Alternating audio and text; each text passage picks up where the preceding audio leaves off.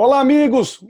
Tudo bem com vocês? Né? Programa Dialoga Sergipe, hoje diferente, né? Um programa diferente, abordando a questão da Semana Santa, e hoje sem o Doguinha. Né? Doguinha, hoje nós estamos fazendo esse programa com o teólogo, advogado Jerônimo Peixoto, um grande amigo, um dos grandes estudiosos de Sergipe, do Brasil, e a gente vai tentar bater um papo aqui tentando usar a tecnologia a nosso favor, levando a informação, a boa informação. Queria agradecer, Jerônimo, vou chamar assim, viu? Pela oportunidade de a gente conversar aqui no programa Dialoga Sergipe. Carlos Eloy, um grande abraço para você, boa noite.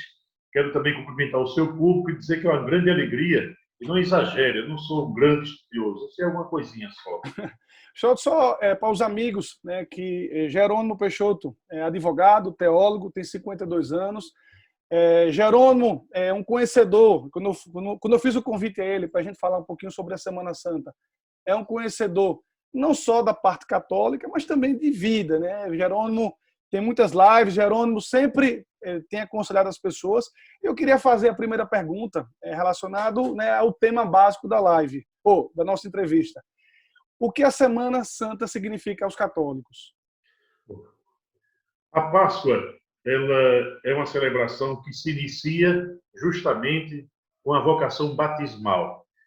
As pessoas iam evangelizando já desde o tempo dos apóstolos e após a era apostólica, inicialmente, bem no início do período pós-apostólico, a pregação da igreja consistia em converter as pessoas ao cristianismo.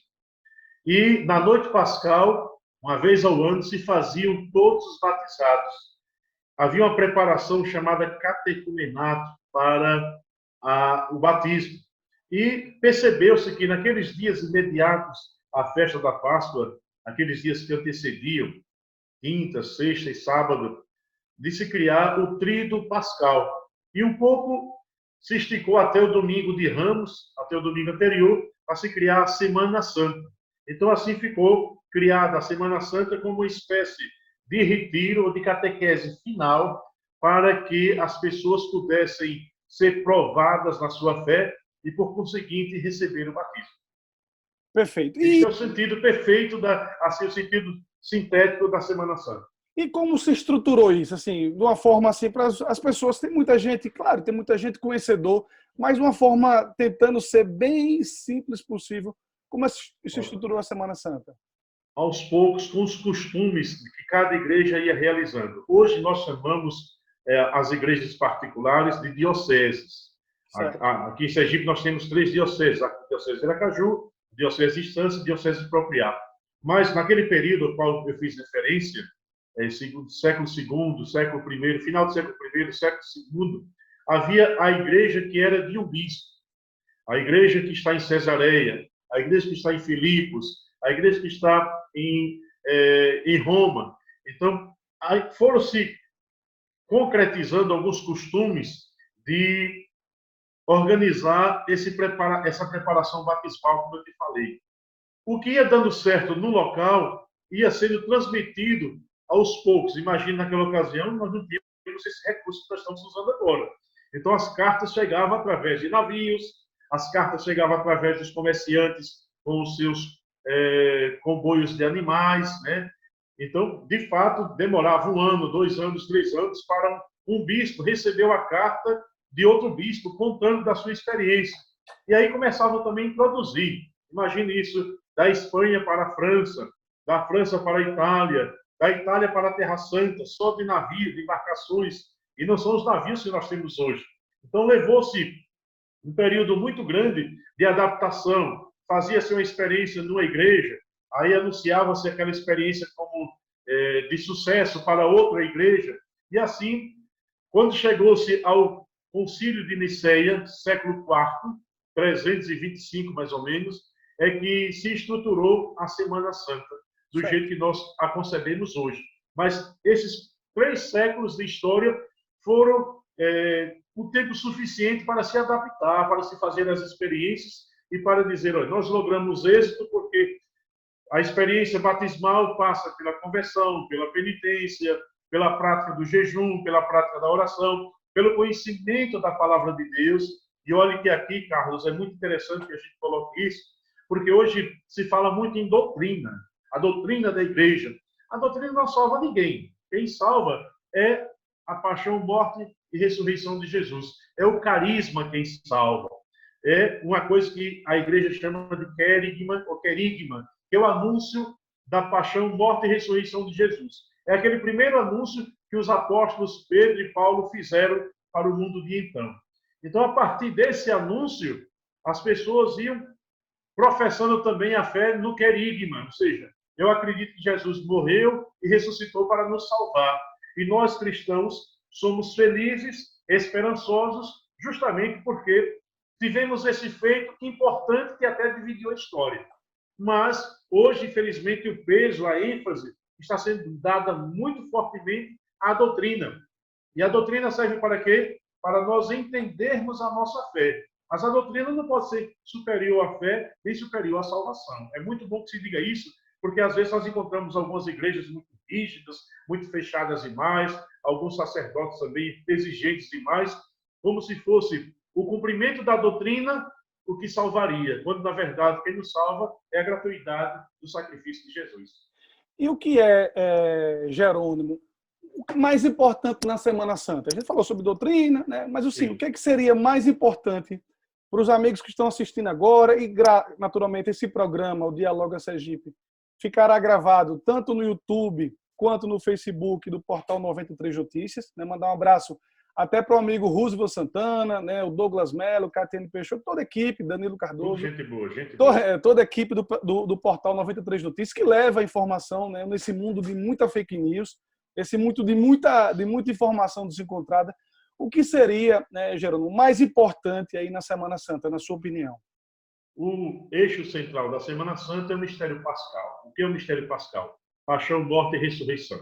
Para se chegar lá, a igreja estruturou a Semana Santa com algumas celebrações particulares. A primeira delas acontece no Domingo de Ramos, quando se celebra a entrada triunfal de Jesus em Jerusalém e ele se apresenta como cordeiro imolado que vai para o sacrifício da cruz. Na segunda-feira, nós vemos o episódio da traição de Judas. Na terça-feira, a concretização da traição de Judas. Perdão, na segunda-feira, a unção em Betânia. Maria, a irmã de Lázaro, unge os pés do Senhor. Na terça-feira, nós celebramos a traição de Judas e na quarta-feira, nós celebramos Judas conjecturando com os sumos sacerdotes o preço pelo qual deveria entregar Jesus. Aqui é uma releitura de lá do livro do Gênesis, quando os irmãos de José do Egito, os filhos de Jacó, por ciúme, entregaram José aos amalecitas, vendilhões, por 20 moedas de prata.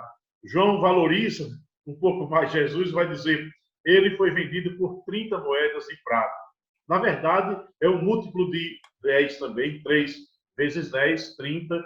Na Bíblia significa também totalidade, plenitude. Na quarta-feira também, a piedade popular, depois a gente vai entrar nesse assunto, celebra também o encontro de Maria com Jesus carregando a cruz. Na quinta-feira santa, a liturgia oficial da igreja celebra, pela manhã, a Missa dos Santos Óleos, também chamada Missa da Unidade Sacerdotal, que este ano não houve em virtude da pandemia. A pandemia, que é um problema... É um problema sério. Está marcada essa missa prevista agora para quinta-feira, dia 8 de abril, numa igreja maior, lá em Aracaju, na Igreja do Ressuscitado. Talvez aconteça, se a pandemia permitir. E a quinta-feira também é marcada pela instituição da Eucaristia, do sacerdócio e do mandamento do amor. É aquela famosa missa de lava-pés, que esse ano também vai ter a missa, mas não vai haver o lava-pés. O Papa suspendeu esse rito porque ele não é obrigatório, é simbólico apenas, e para se fazer o lava-pés tem necessariamente de se aglomerar pessoas. Então, por uma questão de segurança, não se fez. Okay. Na pandemia, é melhor evitar. Na Sexta-feira Santa, às 15 horas, essa celebração é única. É bom também que se diga que na Sexta-feira Santa não se celebra a missa, a Eucaristia. Por quê? Porque a Eucaristia é expressão de Jesus ressuscitado. Como se celebra a morte de Jesus nesse dia, apenas se faz a liturgia, chamada Liturgia da Cruz, ou a Liturgia da Paixão do Senhor, que tem 3 momentos. O momento da palavra, Aliás, 4 momentos. O momento da palavra, o momento da adoração da cruz, que esse ano também não haverá, que seria o beijo da cruz, e para quem não é católico, não é o beijo adorando um pedaço de madeira cruzado, mas é para nós católicos a memória da morte de Jesus, o sacrifício de Jesus. Mas esse ano foi abolido esse ritual em virtude da pandemia, para ninguém estar beijando o mesmo material, o mesmo objeto. Depois temos a oração universal, a igreja reza pelo mundo inteiro, pelos não crentes, pelos não cristãos, pelos judeus. E este ano o Papa pediu para introduzir a oração especial pela pandemia, pelos profissionais da saúde, pelas famílias enlutadas, pelas famílias que estão disputando uma vaga no hospital ou nos hospitais. Bom, por todos os envolvidos nesta pandemia. E também, o último momento seria o momento da Eucaristia, que é a comunhão sem a celebração da missa. É o único dia que a igreja não celebra a missa. É a Sexta-feira da Paixão. Sexta-feira da Paixão. Sábado de Aleluia. Pela manhã, a igreja convida as pessoas a ter um pouco aquela experiência. Quem já perdeu um parente sabe, quando a gente volta do cemitério para casa, e quando a gente chega em casa, a gente sente aquele vazio. O quarto da pessoa está vazia, a cadeira, a poltrona ou o sofá onde a pessoa costumava se assentar está vazia, o local à mesa onde a pessoa fazia as refeições, então dá uma certa nostalgia. E a igreja convida-nos a fazer isso em relação a Cristo. Claro que tudo isso é simbólico. E à noite, antigamente era meia-noite, tem a chamada Vigília Pascal. É uma celebração que sempre começa do lado de fora da igreja. Este ano também não vai ser assim. Tem a bênção do fogo novo, para simbolizar que Cristo é o fogo que destrói a morte e promove a vida, é a energia vital. Tem um círio pascal, uma vela bem grande, que se acende, e dela se acende as demais velas. Depois tem o precônio pascal, o exúltete, que é um cântico que foi elaborado no tempo de Santo Agostinho, no século V da nossa era, um cântico trabalhando a teologia da Páscoa, mostrando a vitória de Cristo sobre a Páscoa, sobre a morte, melhor dizendo, sobre o pecado. Depois vem as leituras, depois a liturgia batismal, com renovação das promessas do batismo, o credo e a bênção da água batismal e o batismo de crianças ou de adultos desse dia, até para rememorar aquela primeira experiência que deu origem à Semana Santa. No sábado. Este ano, ao Sábado Santo, mas que deu origem à Semana Santa foi justamente a vigília do sábado, né? Foi a partir dela que foi se estruturando a Semana Santa. Este ano vamos ter a missa bem simples. Se podem fazer até 11 leituras. Eu, pessoalmente, discordo, porque ninguém compreende 11 leituras numa missa só. O pessoal só fica dormindo, mas a igreja é quem sabe. Este ano vão ter apenas 3, porque, em virtude da pandemia, não se pode aglomerar e demorar muito na igreja. É uma missa que é 2 horas, 2 horas e meia. Este ano ela será no máximo de 1 hora e meia e olhe. Então, a Arquidiocese de Aracaju, obedecendo a CPB, propôs que este ano a Vigília Pascal seja celebrada às 18 horas e não às 7h30 ou às 8, como era de costume. Com isso, se encerra o período chamado Tríduo Pascal e se mergulha na ressurreição. Domingo de Páscoa, ou domingo da ressurreição, a igreja celebra a ressurreição. Deixa eu só fazer uma pergunta, antes da gente chegar no domingo, né, que eu acho que é o dia... Né, todos os dias são importantes, mas o domingo é muito especial, não só para os católicos, mas para todos, né, todas as religiões. A sexta-feira, né, a gente sabe que esse programa é um programa interativo, né, hoje é um programa até diferente, é um bate-papo nós dois. Às sextas-feiras, muitas pessoas não comem carne vermelha. Sim. Né? Então, assim, eu queria que você falasse o porquê, como surgiu, né, só para tirar a dúvida de muita gente, que muito jovem assiste, graças a Deus, o Diálogo. Perfeito. Olha, no início do cristianismo, antes de Constantino editar o edito de Constantinopla, né?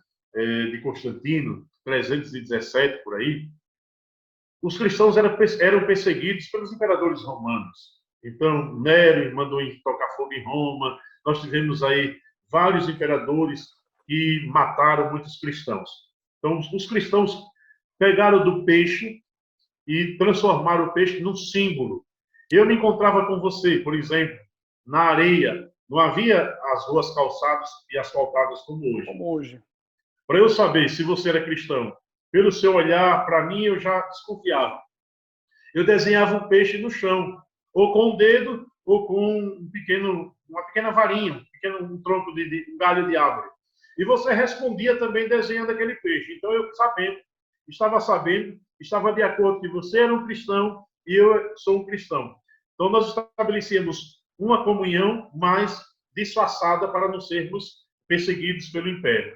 A partir daí surgiu a necessidade de fazer penitência. Comer peixe naquela ocasião era penitência, só os pobres comiam.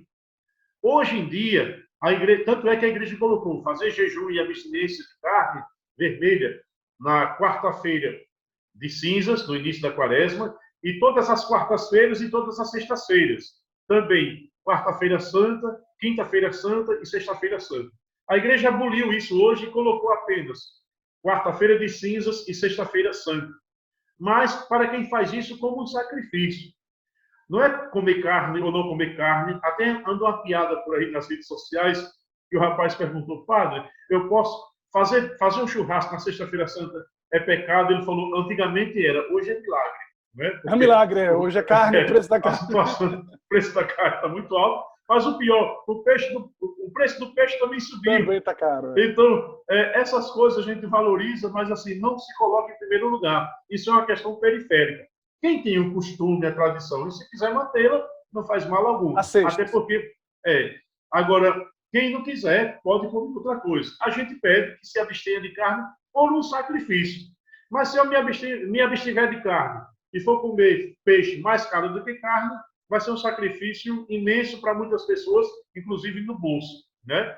Essa é uma questão muito relativa que não tem muita importância dentro do dinamismo da Quaresma, da Semana Santa e do Tríduo Pascal. E a gente, deixa eu aproveitar aqui e mandar um alô. Muita gente está acompanhando e hoje vai perceber que... Vai bombar, é verdade, claro. Porque o legal das redes sociais, Jerônimo, é que a gente consegue, durante um bate-papo desse, e por sinal, eu agradeço demais, um bate-papo desse, muita gente tira dúvida. Essa dúvida que eu perguntei agora, a questão da sexta-feira, foi a minha filha, Maria Fernanda, perguntou, por que a gente na sexta-feira não come carne? Aí eu disse, vou perguntar a Jerônimo Peixoto. Mas aí, Inicialmente era sacrifício. Se for sacrifício, hoje você faz. Mas, assim, não é por dieta. O médico hoje, por causa do ômega 3, o médico hoje recomenda comer peixe pelo menos 3 vezes por semana. Isso você faz para preservar a sua saúde. Você não faz por penitência. Então, quando você faz por um sacrifício, que você quer devotar esse sacrifício a Jesus, você pode substituir isso por outra coisa. Você faz o sacrifício da língua, faz o sacrifício do olho gordo, e tantas outras situações. Né? Por exemplo, você não dirige a palavra a certa pessoa, você começa a dirigir a palavra a certa pessoa, você se reserva um pouco daquilo que você tem como um certo luxo e você partilha daquilo com alguém, sobretudo com o pobre. Jejum, abstinência. Se você fizer e não partilhar nada com quem necessita, não tem valor algum. Entendi. E voltando a gente parou, né? A gente fez mais ou menos um passo a passo, né? E o domingo? A importância do domingo da ressurreição, como foi, né? Como é que a Igreja Católica conta, de uma forma geral, fazer um apanhado. A Igreja estabeleceu a festa pascal na mesma ocasião da festa pascal dos judeus. O que os judeus celebravam na Páscoa? Na segunda lua nova do ano, que acontece no mês de março, quase, a partir de março, sempre depois de março, era celebrada a festa judaica da Páscoa. Em que consistia a festa judaica da Páscoa? Era a memória, e memória aqui não é só lembrança, é atualização. É uma palavra grega chamada anamnesis, que a medicina usa. Vou fazer a anamnese da sua doença, né? O diagnóstico e o histórico do seu diagnóstico. Na igreja, a gente usa essa palavra grega, anamnesis ou anamnese, pode ser as duas pronúncias, para dizer, é uma memória atualizada. Eu trago para o hoje da minha vida aquilo que aconteceu há 2, 3 mil anos atrás. Okay. O povo hebreu, o povo judeu, celebrava a libertação do Egito, quando o Mar Vermelho se abriu e os judeus passaram, os judeus passaram a pé enxuto e o mar tragou os egípcios, que eram os perseguidores dos hebreus. Bom, essa noite de libertação aconteceu numa lua nova. A partir daí, os judeus celebram sempre. Por isso que a festa da Páscoa não tem data fixa. Ela ocorre de acordo com a segunda lua nova do ano, que acontece a partir de março. Em geral, a partir do dia 14 de março para frente, que equivale ao mês de Nisan, no calendário judaico antigo. Pois bem, no domingo, celebra-se, a nossa língua latina tem o domingo como Dominus, que significa dia do Senhor. Senhor, em latim, é Dominus. Então, começou a celebrar Dies Domini, dia do Senhor, dia do Senhor. E aí, o português acolheu essa palavra domingo, que significa dia do Senhor. Por que dia do Senhor? O dia em que Maria Madalena, é o evangelho que a gente vai ler agora domingo que vem, Maria Madalena com outras Marias vão bem cedo ao túmulo, quando ainda é escuro, na penumbra da fé, e descobre que Jesus não estava ali. Não estava mais lá. Não estava mais lá. É interessante que nenhum evangelista descreve o episódio da ressurreição. Nenhum. Eles escrevem já o encontro do túmulo vazio. Por quê? Porque o episódio da ressurreição não é um fato histórico no sentido de ser presenciável, porque é um ato divino. Né? É como o amor. Existe o amor, mas ele só existe quando ele é concretizado. Quando você faz o bem, quando você recebe o bem, quando você se doa a uma pessoa, quando a pessoa se doa a você, isso são gestos de amor. Mas o amor é algo de abstrato. A ressurreição também foi algo de abstrato. Por isso, nenhum evangelista descreve a ressurreição, mas descreve os sinais que a evidenciam. Não só o túmulo vazio, mas muito mais do que o túmulo vazio e os lençóis envoltos, como alguns evangelistas lá colocam, os lençóis que envolveram o corpo de Jesus colocados lá no canto, são as aparições de Jesus ressuscitado, onde os apóstolos e os primeiros cristãos se reuniam. O episódio do cenáculo de Jerusalém, a aparição a Maria Madalena, a aparição a Pedro, a João, a Tiago, a aparição a Tomé, que nega, né? Se eu não colocar o dedo nas chagas, se eu não colocar o dedo no lugar dos cravos, eu não acreditarei. Tomé é símbolo de todos nós que desacreditam. Então, tudo isso se realizou no domingo. Então, a igreja pegou, antes o Antigo Testamento, o povo judeu celebrava o sábado para fazer memória à saída do Egito, que foi no sábado.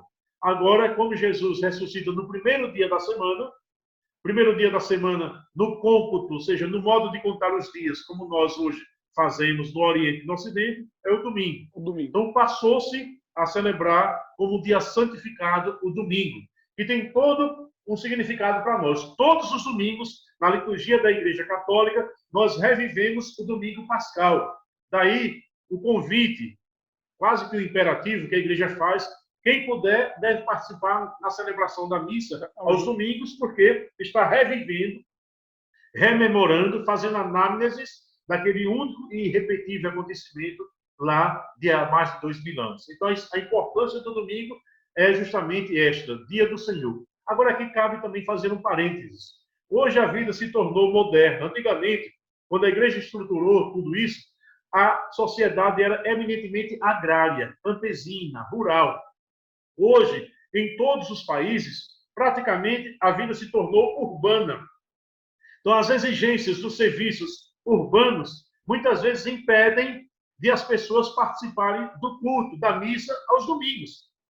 Quem trabalha no bar, no restaurante, quem trabalha no shopping, no supermercado, na empresa de ônibus, na companhia aérea, é impossível praticamente, no hospital, é impossível ficar no domingo. Mas você pode frequentar qualquer dia da semana que tenha o mesmo valor. Quando puder, o domingo, por causa dessa tradição.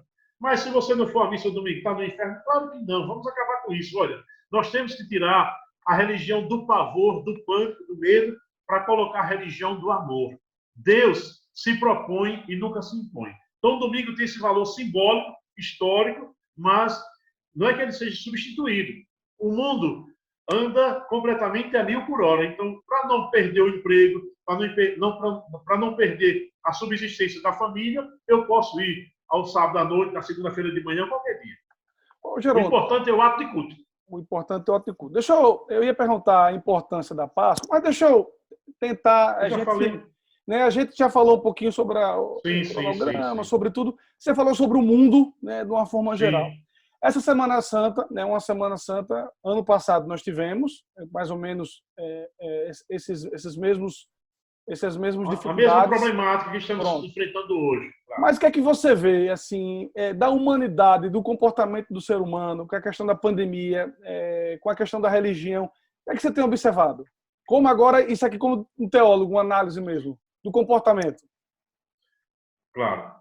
Primeira coisa, não é castigo de Deus. Vamos tirar essa imagem, porque eu já vi pelas mídias sociais, pelas redes sociais, muitos padres, muitos pastores dizendo: ou a gente se converte, ou a pandemia vai levar. Não tem nada a ver uma coisa com a outra. Até porque Deus não castiga ninguém. A pandemia é um distúrbio da natureza, podemos dizer assim. Até inventaram que foi criado o vírus no laboratório. A evidência científica que tem se mostrado até hoje é que isso não se comprova. Então a gente não pode estar falando besteira, né? Mas existe o vírus.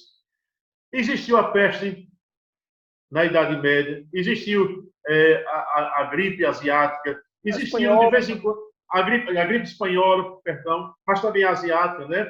De qualquer forma, sempre existiram situações pandêmicas e endêmicas. Isso faz parte do desequilíbrio ecológico, isso faz parte da falta de cuidado que o ser humano tem para com a natureza. Mas desses momentos, dá para a gente tirar algumas lições. Por exemplo, hoje não há vagas em hospitais. Então, tanto faz você ter um plano de saúde nesse sentido, como não ter. Tanto faz você ter muito dinheiro, como não ter. Nesse sentido, a pandemia acaba nos igualando, infelizmente, pela forma negativa. Mas dá para a gente tirar algumas lições. Ser menos arrogantes, menos transigentes, cada vez mais dóceis, acolhedores, tolerantes. Nós estamos hoje vivendo, sobretudo aqui no Brasil, mas no mundo inteiro, uma polaridade entre quem pensa pela direita e quem pensa pela esquerda, achando que não pode haver uma comunhão, um entendimento entre esses polos. Nós temos que tirar muitas boas lições e ler tudo isso à luz da fé, mostrando que nós somos capazes de superar tudo isso. A pandemia, infelizmente, foi mal administrada aqui no Brasil, muito mal administrada pelo governo federal.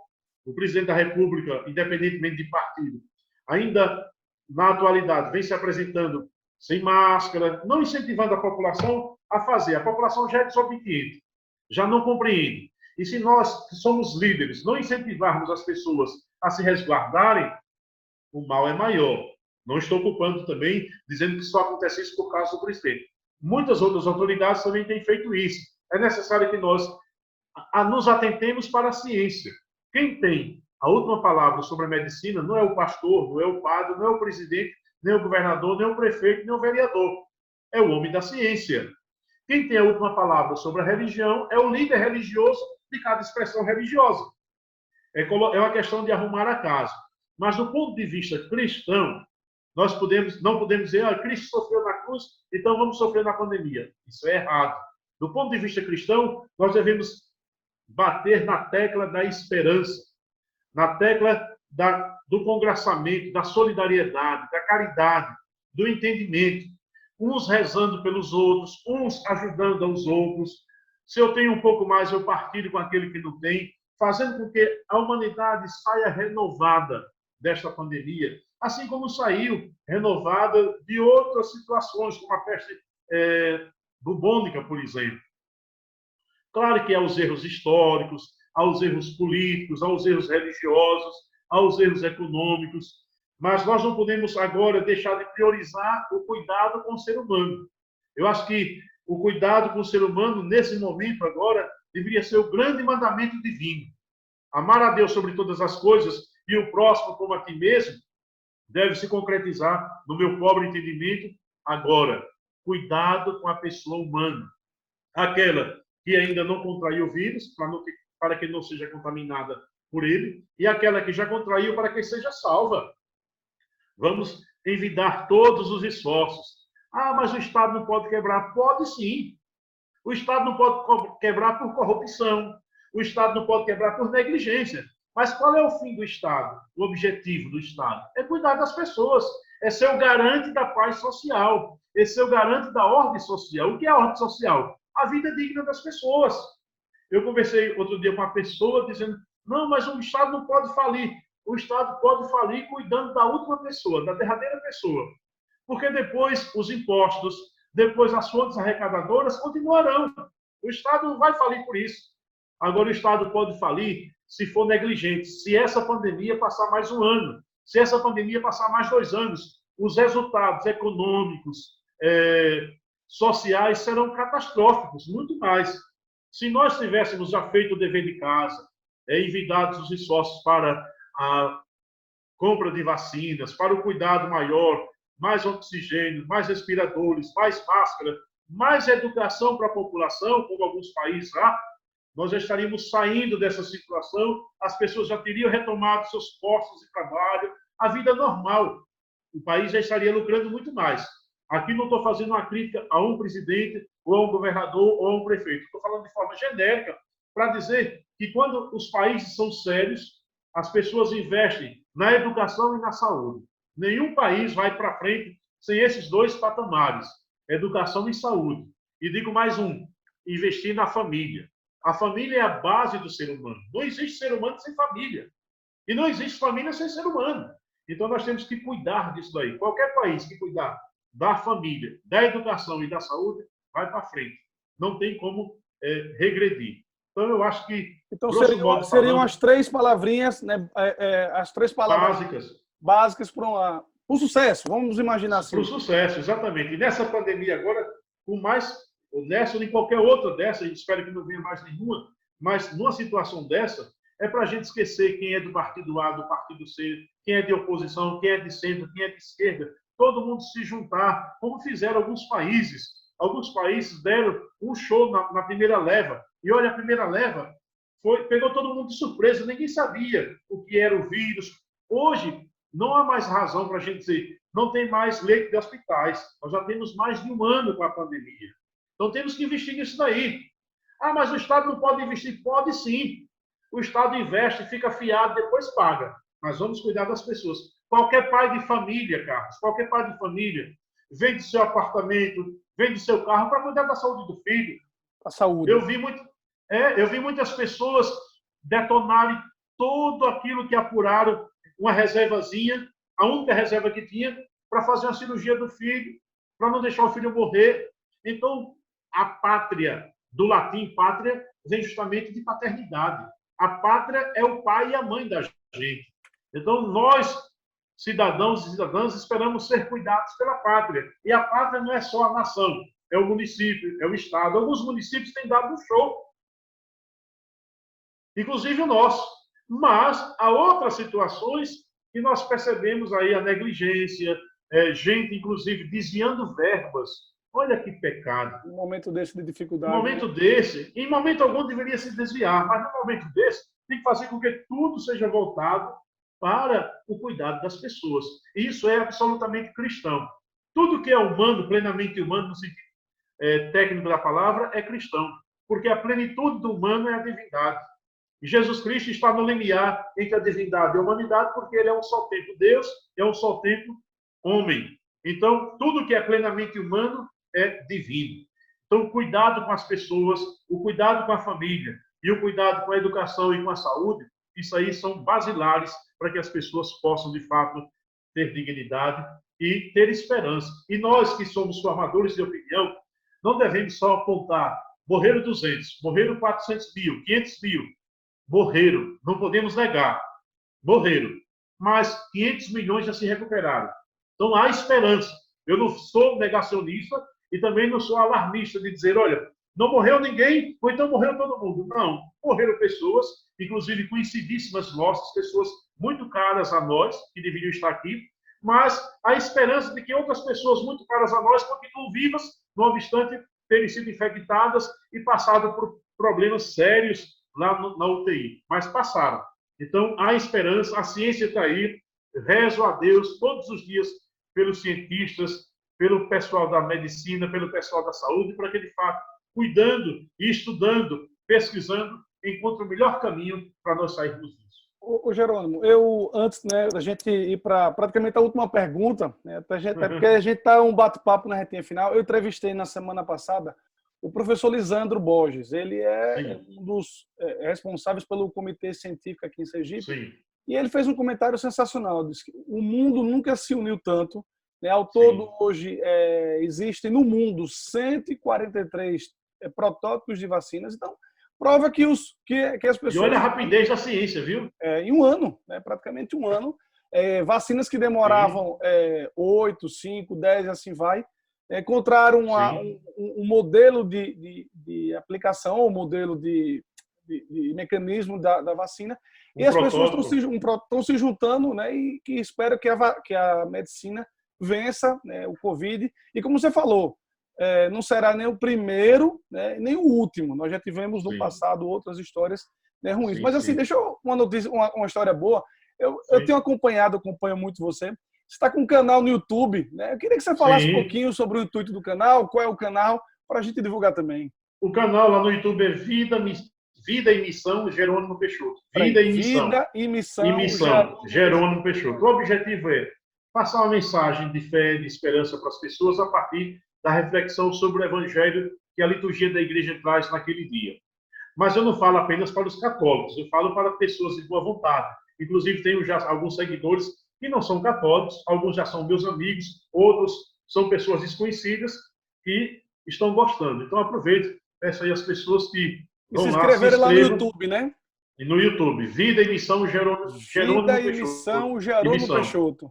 O objetivo é justamente só difundir a palavra de Deus a partir da experiência que a gente tem. Eu nunca nego, exerci o ministério, eu sou padre, não exerço o ministério hoje, mas eu exerci o ministério durante 13 anos e não posso fugir dessa história. Eu gosto da igreja, gosto da palavra de Deus e quero que muitas pessoas possam anunciar o bem, anunciar o amor.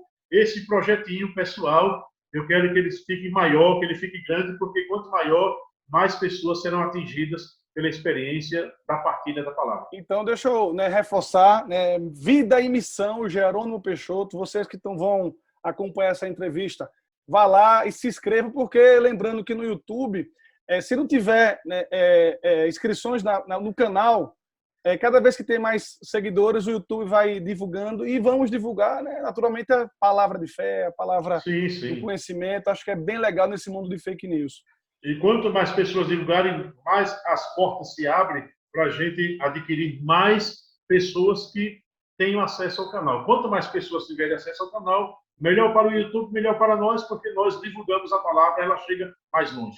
Não tenha dúvida. Deixa eu aproveitar e mandar um alô especial à família Peixoto de uma forma geral, né? O Tudo Daniel, gente boa. o Josias, o Messias Peixoto, né? Toda a família Peixoto, as gerações, né, dos Peixotos, Sim, sim. empreendedores, né? Eu até falo, a família de uma forma geral, o patrimônio do Estado de Sergipe, são grandes, O único preguiçoso sou eu, os outros são empreendedores. inteligentíssimos. Eu já, olha, e público, né? Já convidei para fazer, eu sou radialista também, eu disse, olha, vamos fazer um programa junto.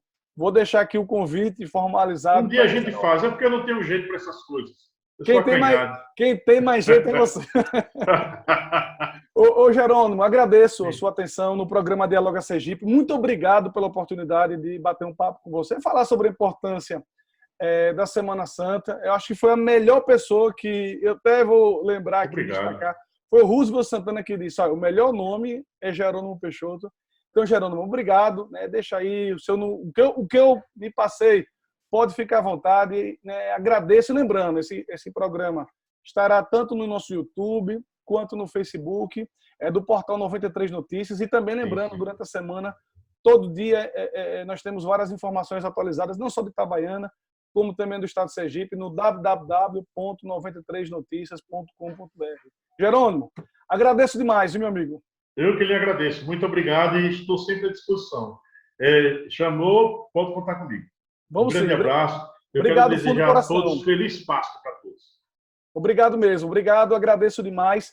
Né, os amigos, né, a família Peixoto, a você, que é uma pessoa muito querida, que eu tenho muito orgulho, né, tenho muito carinho, muita gratidão aos ensinamentos. Obrigado, Gerando, por tudo, viu? Obrigado Eu que pela lhe agradeço. esses momentos que você passou com a gente aqui, levando a boa informação. Feliz Páscoa para você também e para sua família. A Um você, um grande abraço. abraço.